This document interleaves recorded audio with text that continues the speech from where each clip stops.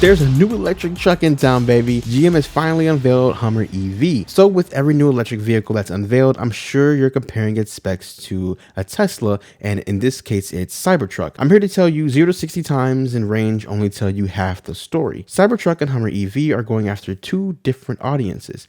They don't really compete, and that's a great thing for us EV enthusiasts who are ready for the world to transition off of oil into electricity. Now, yes, I know there's going to be a lot of people who actually cross-shop both Hummer EV and Cybertruck, and that has a lot to do with there just really aren't many electric trucks to choose from. But I think that ultimately, whichever one you pick, either Cybertruck or Hummer EV, has a lot to do with what you value more in a truck versus a spec figure like 0 to 60 time or range that dictates which one is the quote-unquote better truck.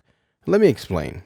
So to be completely honest, I feel like GM is really trying to target the buyer of the Jeep Gladiator, or honestly even the Rivian R1T, something that's outdoorsy, full of off-road capability. Things get even more revolutionary when you head off the pavement, because off-road dominance is engineered into every aspect of the GMC Hummer EV. But not really something you want to haul stuff off to on the job site to get some work done. For instance, both of their bed sizes alone prove my point. For me, as someone that during his day job actually needs to load up drywall and 2x4s on a truck, the 5-foot bed size of Hummer EV just isn't cutting it for me, while the 6.5-foot bed size of Cybertruck actually will come in handy, and I know this because that's what I deal with on the daily. So bed size is just one thing. I want to prove my point in another way. Tesla says Cybertruck has a max payload capacity of 3,500 pounds, while GM claims max payload capacity of Hummer EV is...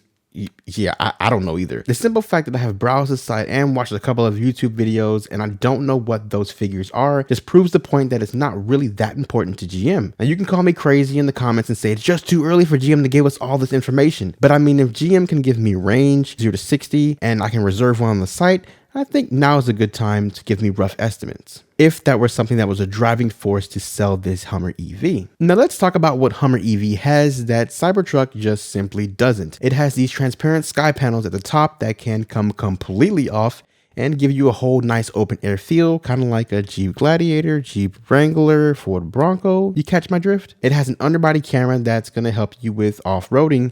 It has crabwalk, which turns all 4 wheels to better help with off-roading. The approach angle of Hummer EV is better. The departure angle of Hummer EV is better. Now, are you catching my drift? Am I really starting to prove my point here with this video? They're two different audiences. Cybertruck being this sort of hybrid work truck that can also go off-road, and Hummer EV being this off-roading monster, as I've shown throughout this whole video with the clips I'm using. Now look, in the world of EV trucks, there just aren't any. We need all we can get to cater to all audiences. So there's room for everyone. And I wish the major players like Tesla, GM, and Rivian the best of luck.